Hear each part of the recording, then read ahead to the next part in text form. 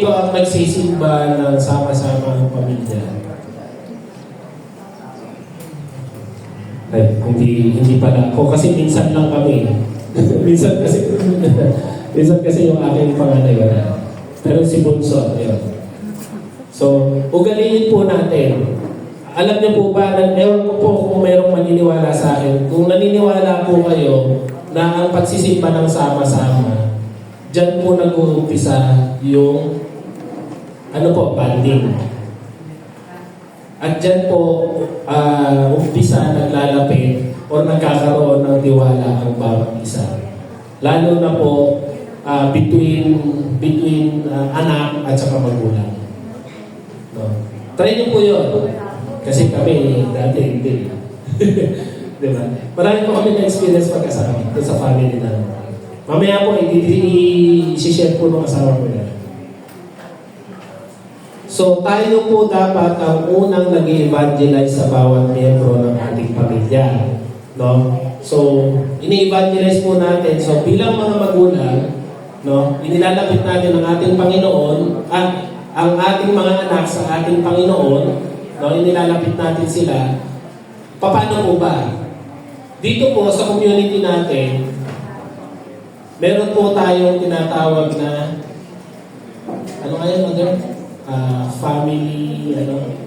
family ministry. Yun, nakalimutan ko yung ministry. Meron tayong tinatawag na Kids for Christ. Yung bunso ko po, Kids for Christ po yun. Medyo lumaki na. Naging youth na po siya.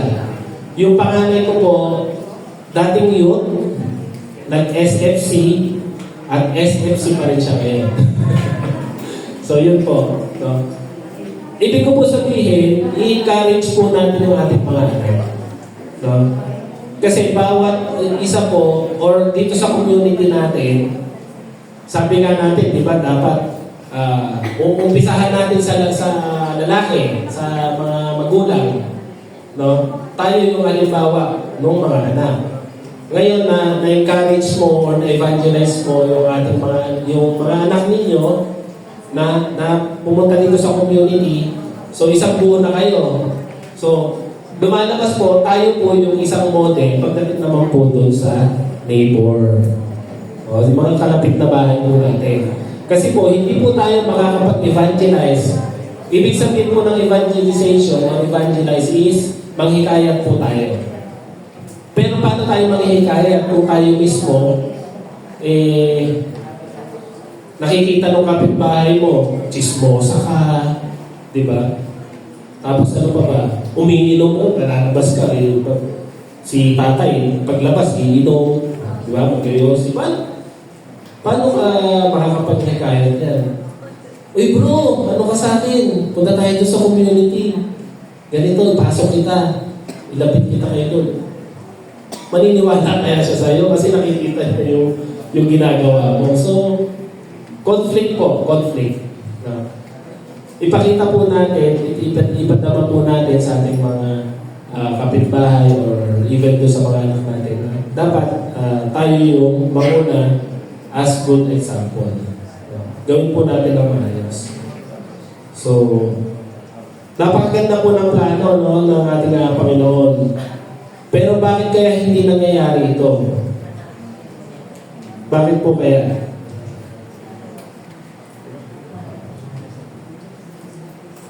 Yeah. So, yun po, mga kapatid, meron po tayong tatlong dahilan kung bakit hindi nangyayari ang plano ng Diyos. So, una, God has no central place in the family, no? Mga kapatid, sabi po sa sulat ni Pablo sa mga taga-Efeso, chapter 6, verse 4, mga magulang, huwag ninyong ibuyo sa panghihimagsik laban sa ninyong mga anak, dahil sa malabis ninyong kaintitan. Sa halip, palakihin sila sa tuntunin at aral ng Panginoon. So mali po pala yung gano'n, ano? Na masyado po natin hinihimpitan yung ating mga anak or minsan taliwas po yung kagustuhan po natin na ilagay sila doon sa tama, pero sila po kasi minsan nangyayari po yan na yung mga anak natin hindi po sila nag-agree doon sa kagustuhan ng magulang, ang pinaka-the best po doon is dapat mag-usap po kayong dalawa. Kasi, or magulang and anak. Kasi parang nangyari, i-share po mamaya kasi baka mamaya inuubos ko na yun sa aking asawa. No? So, yun. Medyo ano po, komplikado po ito pagdating po doon between anak at saka mga magulang. No? So, basta ang part natin as as parents, tulungan po natin ang ating mga anak at i-guide po natin sila. No? Bakit po ba may mga magulang na marami po tayong nababalitaan, di ba? Sobrang higpit, sobrang sama ng magulang sa mga anak. No? Minsan, iniintindi lang ng magulang yung sarili lang nila. Ipinanganak yan. Sabi ko nga, ang thinking, pinanganak kita para tulungan ako. Tulungan kaming magulang. So, di ba po balang pag-iisip po yun? No? So, minsan yung ating mga anak nagkakaroon, nagre-rebelde. No? Kaya po kung mapapansin po natin, dyan sa paligid natin, ano po minsan yung makikita natin dyan mga bata? Diba? Palaboy, may mga snatcher, may mga magnanakaw. Bakit po ba? Sa tingin po ba natin, kasalanan po ba nila yun? Sino po yung dapat? Anyway, wala po tayong dapat sisihin, pero isipin po natin, kanino pong responsibilidad yun na dapat naging maayos sila. Sa magulang po, responsibilidad po natin na.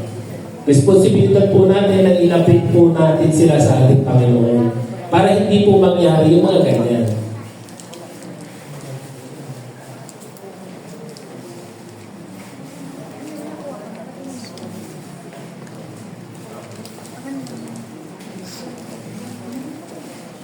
So, second po is, ganun din naman po sa husband and wife mula naman sa Efeso chapter 5 verse 22 to 25.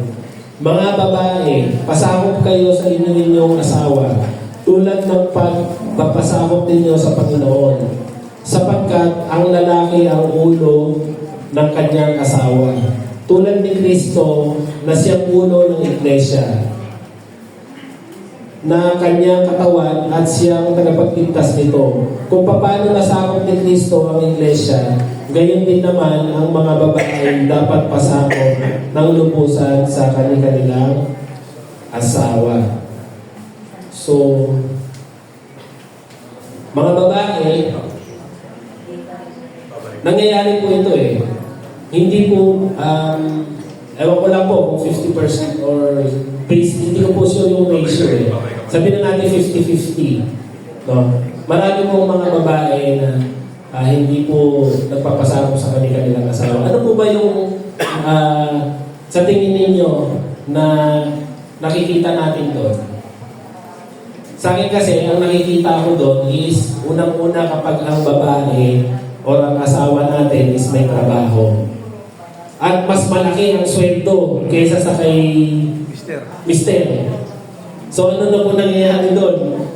No? Majority po niyan, or sabihin na natin 60%, hindi po sila nagpapasakop sa kanilang asawa. Bakit ko po nasabi yan? Kasi marami po ako na-experience yan. Doon po sa opisina namin, halos karamihan ng mga babae na nagtatrabaho po sa amin. Very strong sila pagdating doon sa buhay. No, nakikita po, meron po mga asawa nila, syempre yung iba, hindi naman po maganda yung trabaho, no, maliit lang po yung kinikita ng mga mga lalaki, no, yung mga husband. So kung ano yung gustong gawin ng babae, gagawin. Pagka si lalaki is magsasuggest or merong gustong gawin, ang nangyayari po, hindi po siya nasusuportahan ng asawa. Mas gusto po ng asawa niya, yung babae, yung kung ano yung gusto niya.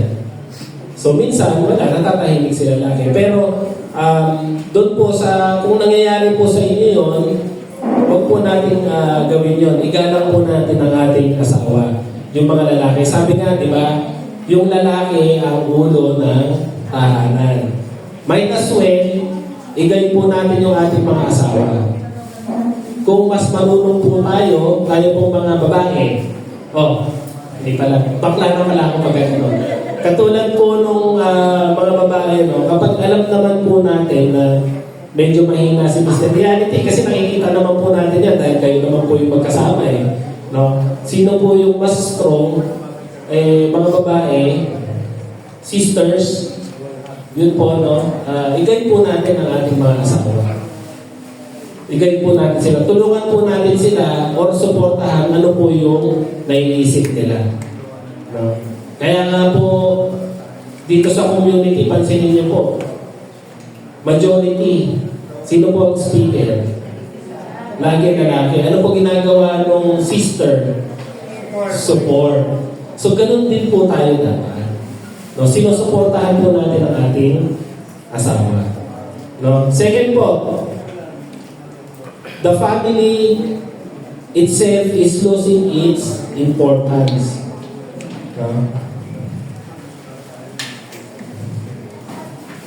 Halimbawa, ito na yung sa trabaho. No? So, nakakalimutan natin, no? Kung kumari, kayong dalawa, parehas kayong may trabaho.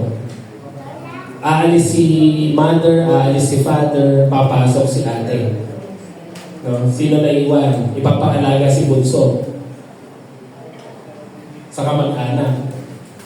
Ngayon, pagbalik, pag-uwi, trabaho pa rin. Inuwi sa bahay. So ano na nangyari? Wala na. No? Araw-araw, ganon. So, nawala na yung importansya ng bawat isa.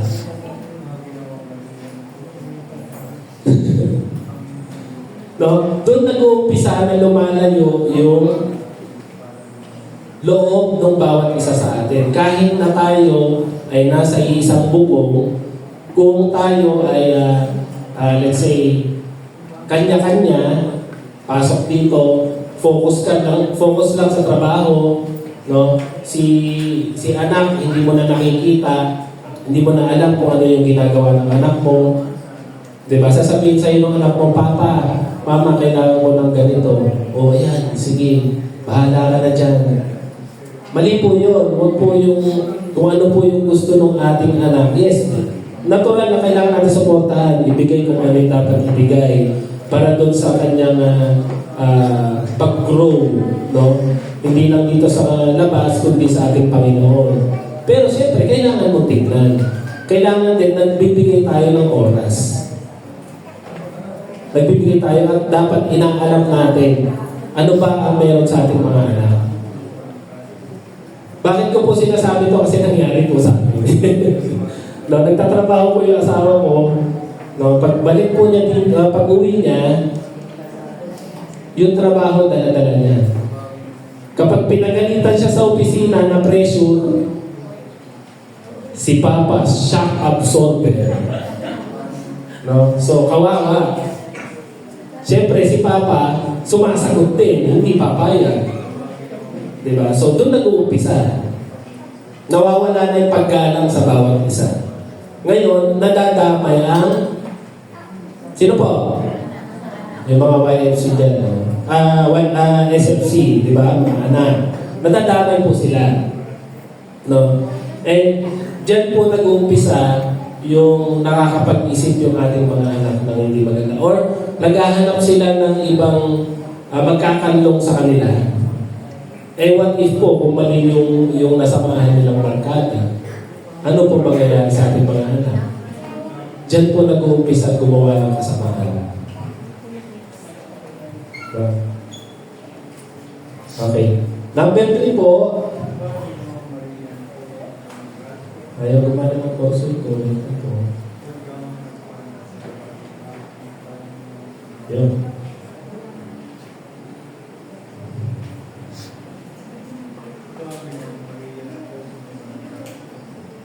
Ayan, the family is under attack by evil force, no?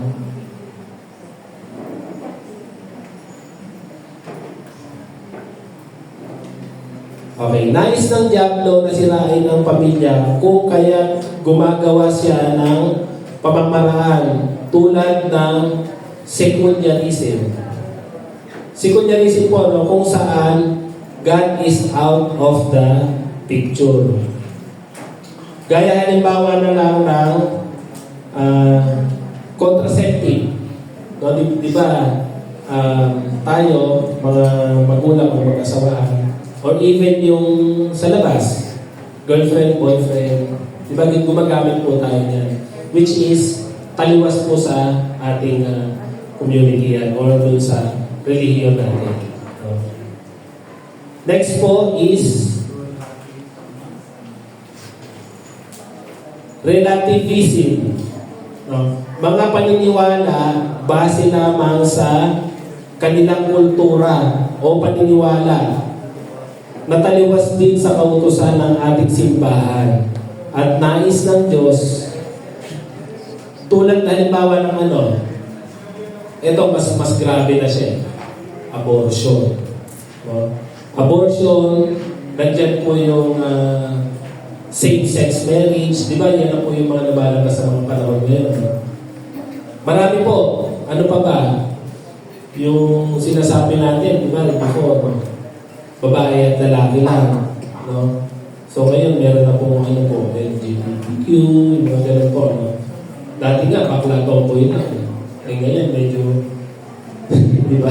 Iba-iba na, no? So, yun po. So, yung tatlo po na yan na nakakasira, no, sa ating, or nakakahadlang, no, sa ating pamilya, no? Ano nga ba ang maaaring gawin ng bawat pamilya? So, ibig sabihin, ano po yung pwede natin gawin? No?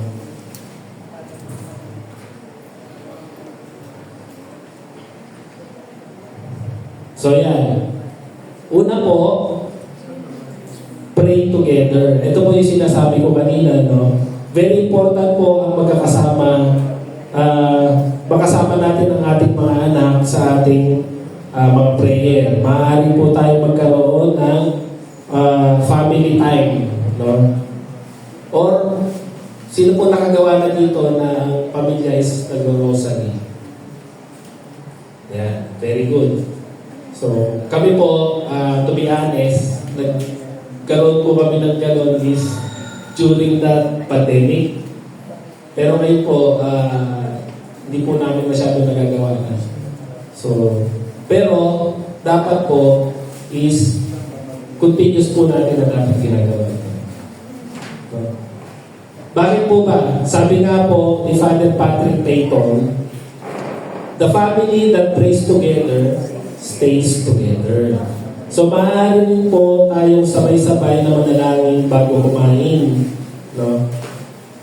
Kaya, share ko lang din po, no? Yung sa pagkain, yung bunso po namin kasi bata pa yung before. Tinuturuan po namin yan na pagkakain, magdasal. So, hanggang sa natuto na po, so every meal namin, dinner, so whatever na magkakasabay po kami, siya po yung nag-lead sa amin. So, yun po yung isang magandang halimbawa na sinanay natin yung ating mga anak. And hindi sila mahihiya na gagawin nyo. Every day, lahat ng kailangan gawin, once na nasanay ang isang bata, yan na yung magiging routine niya.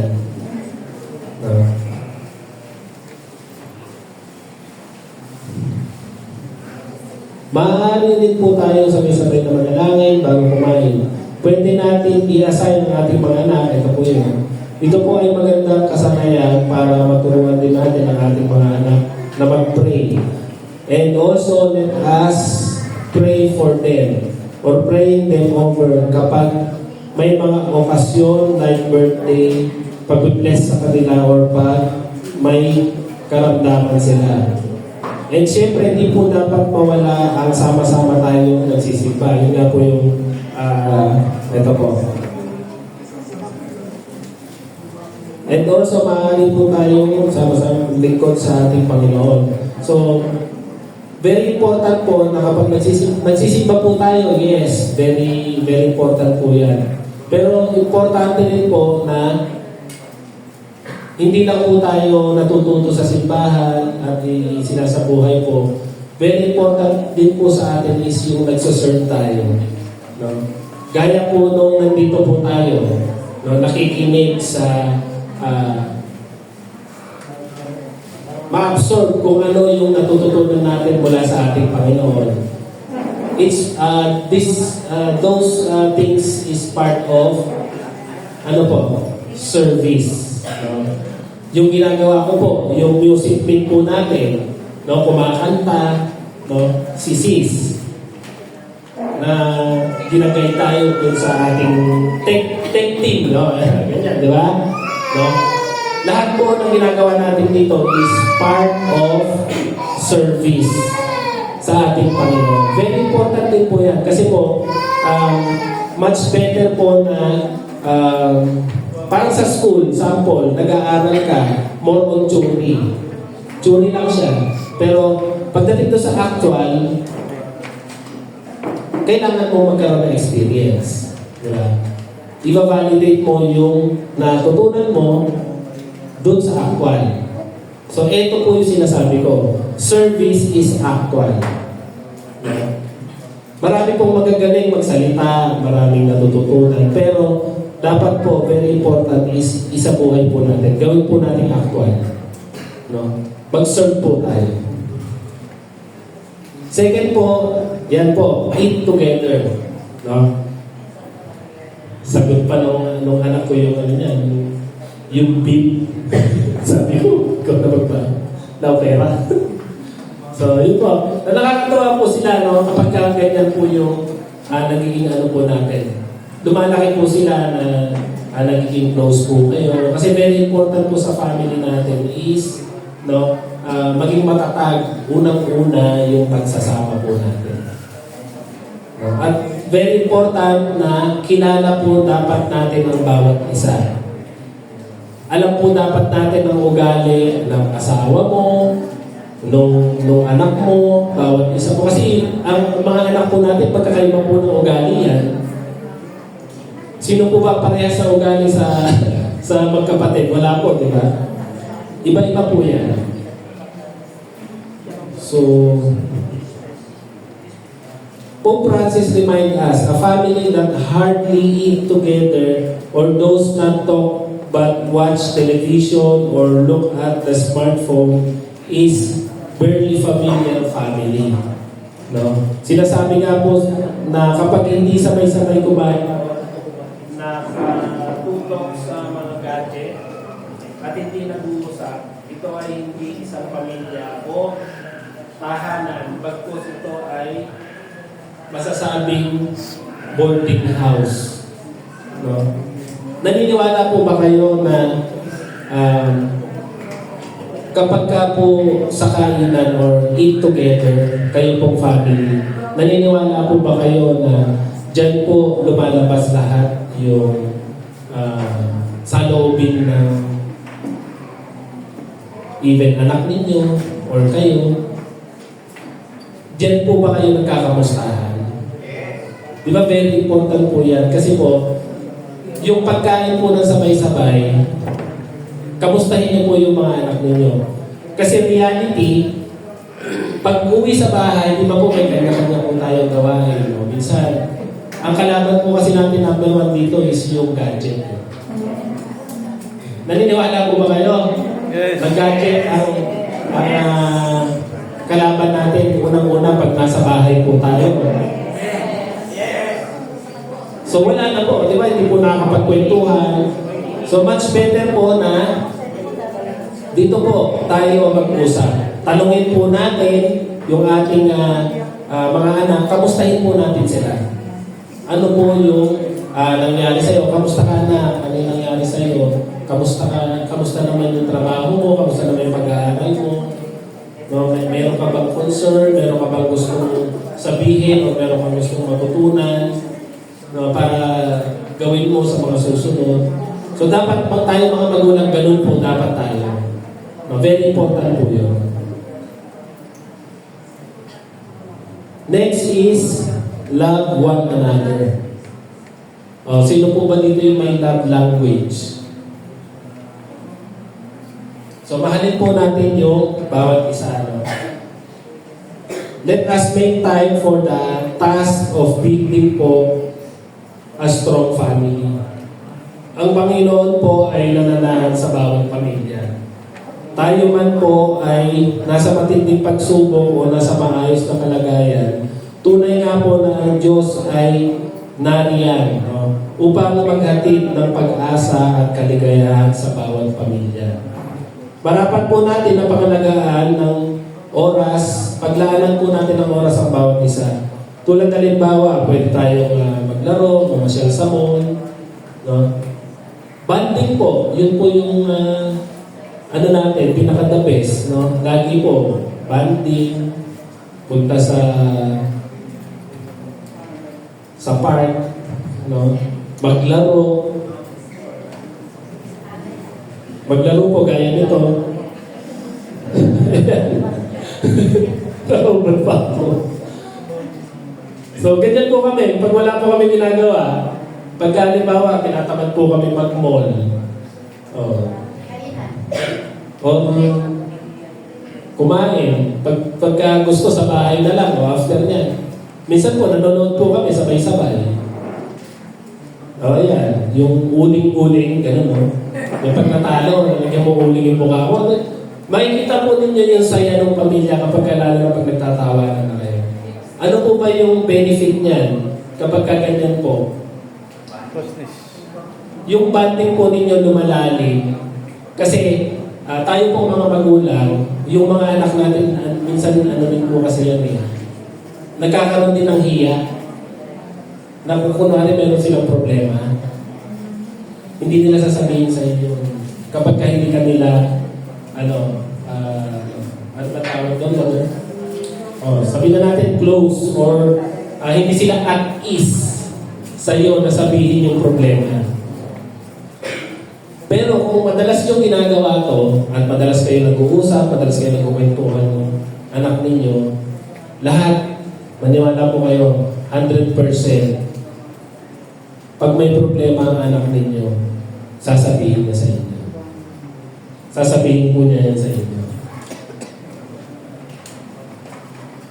So, bago po ako magpatuloy, nais ko lang kung tawagin yung aming asawa para mag-share ng kanyang, nung aming karanasan, ano po ba yung nangyari sa amin. I think marami po kayo mapupulot dito. So, Mother? Good afternoon, brothers and sisters. God is good? All the time! Okay, natok pa tayo. So, yun. Ayun. Let me share lang po yung aming naging journey. Simula na kami mag-asawa. First, start mo na ako. Ako po, galing po ako sa broken family. So, meron po akong isang tatay at tatlong nanay. Tatlong nanay, no? Kasi siman po yung father ko. So, in short po, hindi maganda yung naging karanasan ko nung kabataan ko po. To make the story short na lang po, yun nga, yung time na yun, medyo nalilis ako ng landas. Nag-pray ako kay Lord. Lord, sabi kong gano'n, kung mapapaliwaran din po yung buhay ko, better po na ipakilala mo na sa akin yung tao makakasama ko. Seryoso, at ayun nga po, ang galing talaga ni Lord. Noong time na yun kasi down na ako eh. Wala na akong matakbuhan eh. Even yung family ko, hindi ko na matakbuhan. Pinakilala sa akin ni Lord. Siya. Wala na sa kami nagkita. Bida ang sarap. Jollibee. Actually, Ano ako nun, 18 years old, siya 19. So, ang bata pa namin, di ba? Pero yung mga bata dyan, huwag nyo gayahin yun. Yun, gusto ko lang i-share, yun nga. Napaka-grateful ko kay Lord kasi pinakinggan niya yung panalangin ko. Yung pamilya namin, hindi, mahirap lang siya. Yung, tulad na nung sinabi ng husband ko, galing siya sa, tumira sila sa slum area. So, sa akin, para sa akin, hindi naging issue yun. Hindi ko alam bakit eh. Bakit ako nahulugan loob sa kanya ng time na yun. Siguro talaga siya binigay ng Panginoon para sa akin. Ayun nga, hanggang ayun nga, before kami nun ikasal, nabuntis niya ako, ganyan. So, then 5 months na ako pregnant, saka lang kami kinasal sa West. Then, dumating ang year 2000, nag-CLP rin kami noon sa West. B1C. Year 2000. Parang Year 20 years old yata siya noon. Tapos 19 ako. Hindi, 21, tapos 20. Basta mga ganun edad. So, yun yung first CLP namin. So, nag-continue kami ng tagal na, 25 years na sana. Pero yun nga, ayun, pinakasal kami ng Couples for Christ mass wedding ng time na yun. So, nung time na yun, ako lang ang nag-work. Siya yung nagta-tricycle. Tulad nga nung sinabi niya, minsan napaisip ako, sabi ko, Lord, ito ba talaga yung lalaking binigay mo sa akin? Kasi, di ba pagod ka na sa trabaho mo uti-uti ka pa Tapos pagdating mo sa bahay, hinga mo ng entrega, wala akong maibigay sa'yo. Kasi nga natalo sa bilyan, sa ulo nun. Lasing pa. Hindi, mamaya na yun. Ayun. And then, ayun nga, may naggaya sa amin, nag-CLP kami. Natapos naman namin, praise God. Kaya wala akong naalala Hindi ko alam bakit. Wala akong naalala ng mga time na yun. Siguro dahil hindi pa kami seryoso. Mga ganyan. Hanggang sa nag-household na kami. At praise God din, no, ang galing ni Lord, binigyan siya ng trabaho. Ang ganda pa ng company na napasukan niya. So yun, nagkatrabaho siya. Kaya lang, ito nang nagkatrabaho siya, sakit na naman ang ulo. Kasi every day, talagang everyday talaga to, umuwi siya madaling araw. At alam niyo ba kung bakit? Kasi lasing. Diba? Bata pa kami ng time na yun, nasa early 20s kami. So, lasing siya uuwi, 4 a.m. Hindi ko yan tutulugan, tatalakan ko yan. Pareha kami hindi matutulog. So, kinabukasan, pareha kami papasok sa trabaho, puyat na puyat.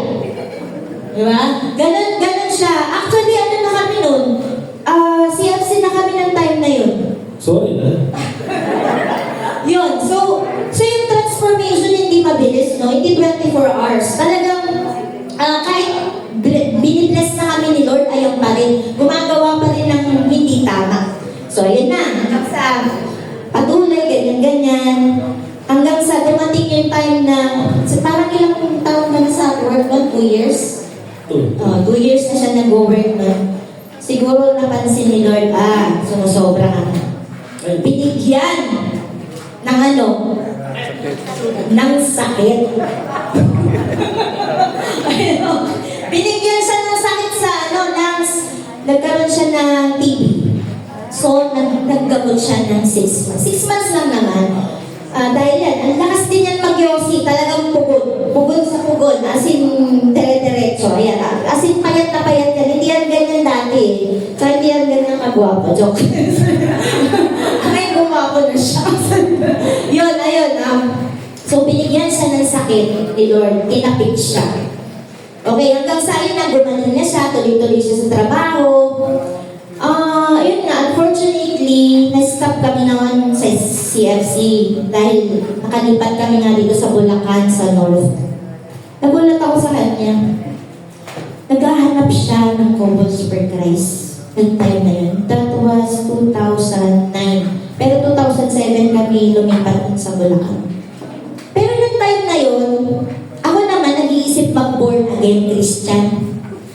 So, taliwas sa aming siya ayaw niya, gusto niya lang talaga maging Katoliko. So, siguro, sobrang gusto talaga ni Lord na mapabalik nagkaedad kami, ayun nga, year 2010, in-invite po kami ulit ng dati naming facilitator dun sa West kasi lumipat din ng time na yun. Nag-CLP ulit kami noong 2010. So ayun na. Nagulat nga ako eh. Sabi ko, ano nangyari sa asawa ko at siya na yung nagyaya. Actually ako ayoko na. Kasi nga gusto ko board again na lang ako. And so yun. Continue na, nag-continue na. Ayun na. So hanggang ngayon, nandito kami. So may iba naman ako ng kwento. Yung sa mga anak ko. Dahil nga sa bata kami nag-asawa ng time na yun, may isa, yung panganay ko, si Pat, yun yung panganay namin, naiiwan yun sa relatives namin. Siyempre, tiwala kami, relatives. So, hindi ko talaga siya nababantayan ng maayos. Hindi ko siya natututukan. Totoo yung sinabi niya na tinadala ko yung trabaho ko sa bahay. Which is yung pinaka-regret ko noong time na yun kasi sobrang workaholic ako eh. Hindi ko na natututukan yung anak ko. Actually, yung gap nila is, ilang years ba? 27 saka 15, 12 years yung gap nila. So yun, hindi ko talaga siya natututukan. Hindi ko nababantayan yung paglaki niya. Which is yung pinaka-masakit bilang ina. Malaki yung pagkakasala ko sa panganay kong anak namin. Diba dyan? Ayun. Mas mahirap para sa akin ang i-share ko sa inyo kasi private life ko to eh. Private life namin. Kaya lang, parang inodyo ako ni Lord na sige sabihin mo, ikuwento mo sa kanila. Baka merong makarelate. Ayun. So, hindi ko po siya natutukan niya. Sabi ko nga sa inyo.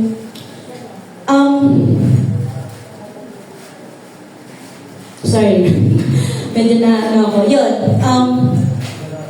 Malaki po yung naging effect sa anak ko na hindi ko siya namin siya natutukan.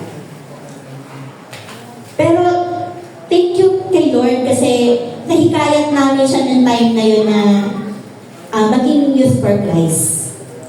At nagpapasalamat po ako sa community ng Couples for Christ na may ganitong klaseng ministry. Kasi dito po, natutunan ko bilang ina, bilang magulang, na mag-reach out sa anak ko. Yung mga anak po natin, hindi po yan magsasalita. Mas prefer nila magsalita sa ibang tao. So, bilang ina, masakit na malaman mo sa kanya yung pinagdaanan niya sa mga taong pinagkatiwalaan mo na hindi ko alam na yung iniisip ko na financial para sa kanya, pag-aaral niya, yung binibigay mo yung gusto is sapat, hindi pala eh, hindi eh. Kailangan may emotional na support ka sa mga anak nyo, sa mga anak, gano'n, yun nga. Yun. Ano ulit tayo? Fast forward. Fast forward tayo sa kwento. So, ayun po, last 2020, pandemic yun. 2020. Ayun, pandemic. Yung panganay ko na yun, once, sa akin lang nag-o-open yun. Kasi nga dahil nga naging YFC siya, tapos parang nagkaroon na ako ng knowledge how to reach sa kanya. So, nakakapag-open na siya. Noong 2020, nag-open po siya sa akin. Nagulat ako. Doon ako sa second floor sa kwarto. Siya nasa baba. Nag-message siya, "Ma, may sasabihin ako sa'yo." Sabi ko, "Ano yun?" "Mag-usap tayo." Sabi ko sa kanya gano'n. Sabi niya, "Huwag na lang, chat na lang." Sabi niya gano'n sa akin. O sige. So, sa chat kami nag-uusap. Ano yung mga bata ngayon, di ba? Ano na yung gusto nila eh. So, ayun, "Ma, hindi ko na kaya. Gusto ko nang lumabas." Ayun. Kung titignan natin, yung anak ko is a member ng LGBTQ. So, umamin siya. Nasyak ako. Kasi hindi ko pwede expect na gano'n eh. Na magiging gano'n siya eh. So, hindi ako against sa LGBTQ. Actually, natutuwa nga ako lalo na sa mga ano. Kaya lang, nung time na yan, parang ba't ganun? Bakit pag sa anak, sa'yo na nangyari, sa pamilya mo na, sa anak mo na, parang hindi mo matanggap. Parang ganun. Parang lang sa akin po yun kasi experience ko yun. Hindi ko talaga matanggap. Naiyak ako ng time na yun kasi nagsiserve kami. Diba? Nagsiserve kami kay Lord. Ano na lang titignan ng mga tao kung meron kang ganun. Alam naman natin na marami yung hindi tinatanggap yung mga ganun, diba? Yun, sabi ko, anak, sorry hindi ko tanggap. Naging honest ako sa kanya, hindi ko tanggap. Pero yung papa niya tanggap, walang problema, okay lang sa kanya. So ako yung mabigat para sa kalooban ko. At talagang bilang Katoliko talaga, hindi ko kayang tanggapin. Nagising lang ako ng time na yun nung sinabi niya, Ma, hindi ako masamang tao. Naiyak po ako. Sobrang tinanggang naiyak ako. Kasi oo nga naman, bakit ko husgahan yung anak ko? Hindi naman masamang tao. Kumbaga, ganun siya eh. Yun yung naramdaman niya. Diba? Bakit hindi ko kaya tanggapin? Ako yung pamilya niya eh. Ako nga dapat yung unang dapat tumanggap sa kanya, diba? Paano pa kaya yung ibang tao? Kasi yung time din na yun natakot ako. Ano sasabihin ng mga tao? Diba? Na, yun nga, na meron akong anak na kabilang sa LGBTQ. Sobrang ilang years, 2 years din ako parang hindi ko talaga natanggap yung time na yun. Pero hindi ako nawawala ng pag-asa. Lagi ko pa rin pinagpipray. Lagi ko siyang pinagpipray. At lagi nang nasa isip ko na hindi sila masamang tao. Di ba nga si Pope, tinanggap sila. Bakit tayong mga magulang hindi? Hindi sila masamang tao. Nagmamahal lang sila. Which is, bilang pamilya nila, dapat tayo yung tumatanggap sila. Hindi yung ibang tao ang yayakap sa kanila, kundi tayo. Yun po yung nagpagising sa akin. Ayun po. And, ayun nga, yun din time na yun na nalaman ko yung nangyari sa kanya, na ganun siya. Nung last 2022, 22. nagkaroon sila ng malaking first time na nag-away sila. Siguro dahil sa pressure. Kasi yung anak ko po architect yun. Architect siya. So parang na-pressure siya. Na-pressure siya sa papa niya. Na-pressure dun sa client na inaano ko sa kanya. And then may nagkaroon sila ng hindi pagkakaunawaan. Nagsagpukan sila. Bilang ina na mediator, hindi ko alam kung sino kakampi ako sa kanilang dalawa. Yung anak ko ba o yung asawa ko? As in talagang, Lord, ito na ba yung, Diyos ko, hindi ko talaga kaya, hindi ko ma-handle siya. Hirap na hirap ako. And that was the time na, kaya pala sumabog yung anak ko is because naiipon lahat. Yung sama ng loob niya, yung mga bad experiences niya na hindi niya pa rin lahat nasabi sa amin. Kaya napaka-importante po talaga na i-reach out yung mga bata na intindihin natin sila kasi hindi natin alam, okay sila ngayon, nagmumingiti, nakikipag-usap sa inyo, pero iniipon lang pala nila, tapos sa kalalabas. And that was the first time na sinabihan kami na sana hindi na lang kayo naging magulang ko. Parang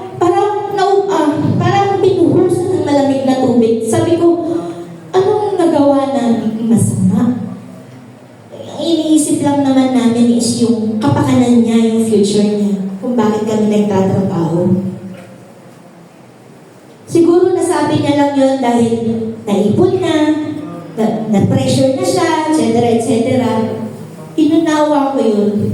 And thank God kasi kahit na gano'n na masakit yung nabitawan ng salita.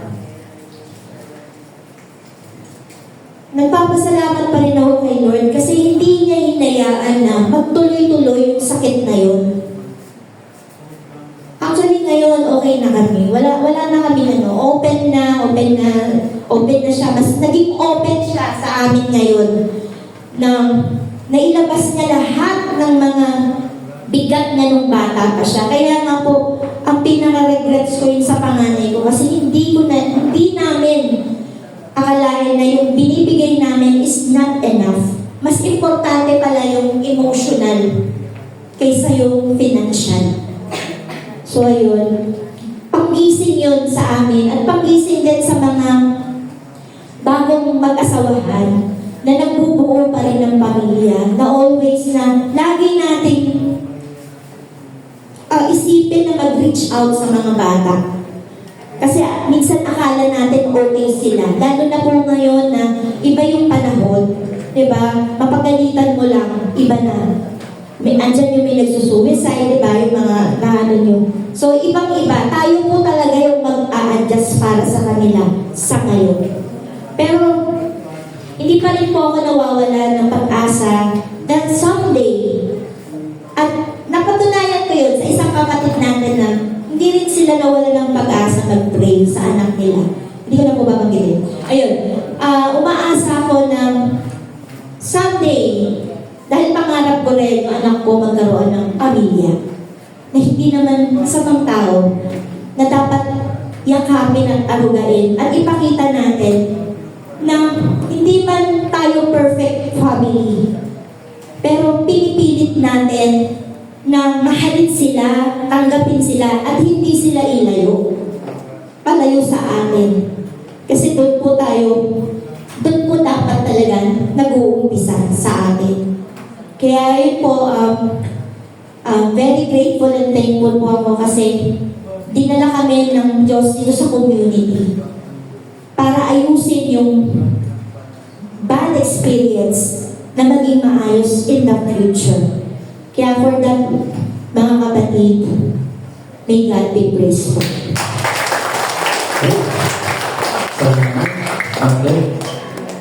Napakaganda talaga ng asawa ko. Iba talaga. So, yun po, brothers and sisters, tumatatag po ang isang pamilya kapag meron pong, pag nakaka-experience po ng kagaya ng nangyayari sa akin. Isipin niyo po kami, bata pa po kami, pero ilang taon na tayo nagkasama? 27 years na po. No? 27 years na sa sobrang dami po namin na na-experience. Doon po, tumatatag po. No? Pero siyempre, doon sa mga bago, hindi naman po natin pinapanalangin na dapat pala mag-away tayo. Tapos gumawa tayo ng problema, isolve natin para tumibay tayo. Hindi gano'n. No? Hindi gano'n. Basta ang importante po is each of everyone or kayo po mag-asawa, lagi communicated and always God has center sa bawat isa. So may ano lang po ako. Yeah, may papabasa lang po ako sa inyo. Basahin po natin sabay-sabay. Nazareth teach us the meaning of family life. It's loving communion, it's simple and it's beautiful. A beauty. It's secret and inviolable character. May it teach how sweet and irreplaceable is its training, how fundamental and incomparable its role in the social order. Amoris Laetitia 66 po yan. No? So, inaanyayahan ko po kayo na tumayo at dasalin po natin ito. Basahin po ito. Okay. Jesus, name the Father, the Son, and the Holy Spirit. Jesus, Mary, and Joseph. In you, we contemplate the splendor of true love. To you, we turn with trust. Holy Family of Nazareth, grant that our families too may be place of communion and prayer. authentic school of the gospel, and small domestic churches. Holy Family of Nazareth, may families never again experience violence, rejection, and division. May all who have been hurt or scandalized and ready for comfort and healing. Holy Family of Nazareth, make us one more mindful of the sacredness and the inviolability of the family and its beauty in God's plan. Jesus, Mary, and Joseph, graciously hear our prayer. Amen. So, magsipon po tayo.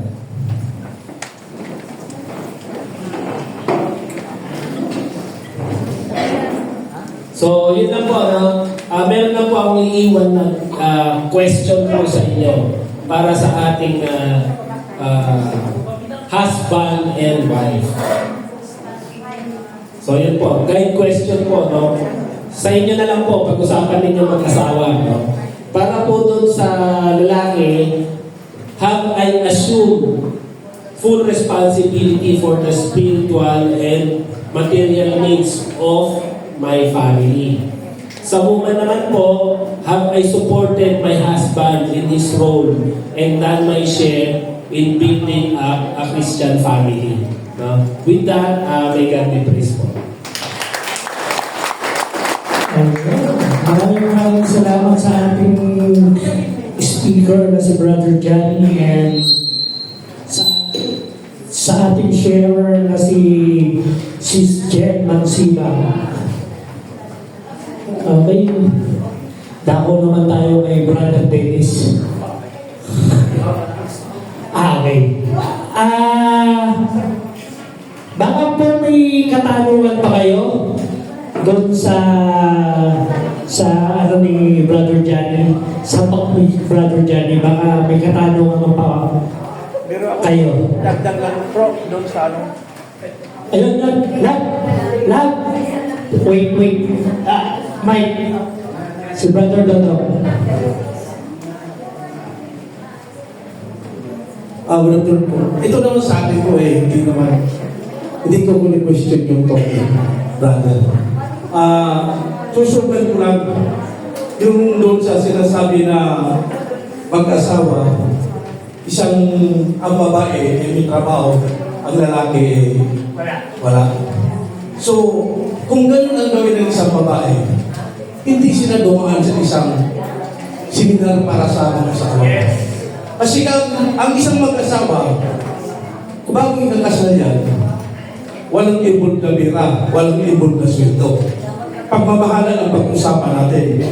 So, ikaw babae, kung malaki ang kita mo, maliit ang kita ng mister mo, conjugal property. Yun. Ating dalawa yun. So, sino man sa atin na yun ang gumawa ng ganun, huwag natin isipin yung pera. Malaki kita ko, maliit sa'yo. Ako masusunod. Kahit sa pagbibili ng kotse, pagbibili ng lupa, hindi ko pwede ako kumita ng malaki, ako masusunod. Pag-usapan natin bilang mag-asawa. Amen. Anong unahin natin? Lupa? Kotse. Kailangan yung pagkakaisa lang yung pagkakasundo ninyo nandoon para sa kaiunan ng pamilya, hindi yung para sa kabuwag ng pamilya. Yun yung okay naman yung brother. Sinusukan ko lang si Baka meron dito sa atin na ikinasalang hindi dumaan sa seminar, binigyan na ng pira yung magsiseminar para makasal. Opo. Wala, hindi nila narinig itong paano nga ba yung buhay mag-asawa. O isa pa doon, yung sinasabi natin na ako, lolo ako, alam ko siya, may ako. Bilang lolo, huwag kong i-spoil yung anak niya. Kasi pag in-spoil ko yan, pag sinagsabihan ko yung ako ko na yan, hindi tatakbo sa kanila yan, sa akin tatakbo yan. Kasi in-spoil ko. So, dapat, yung ako ko, kung mayroon akong may bigay, bibigyan ko. Pero hindi ko sila sasaklawan ng tungkulin. Kung sasaklawan ko sila ng tungkulin, yung atensyon nila, at saka yung ako nila, hindi sila maging closeness. ang anak nila, na naging apo ko, sa akin naging close. Eh, paano sila? Diba? So, ganun lang tayo mga kapatid. Ito sa akin, pagdudugtong lang sa kaalaman ko. Huwag po natin i-spoil yung apo natin. Kung mayroong mang time ako tatakbo natin spoil, punta ka doon sa mother mo, sa tatay mo, sa daddy mo. Ako kung halimbawa, aalis sila, walang maiwan, saka na ako. Pero kung nagtandyan sila mga kapatid. Amen. Yun lang po, at naitagdag ko. Sana po meron tayong nakuha doon sa sinasabi ko. Gusto ko lang kasi may share yung napagsimulan ko, natutunan ko sa labas, natutunan ko sa pamilya. Okay po.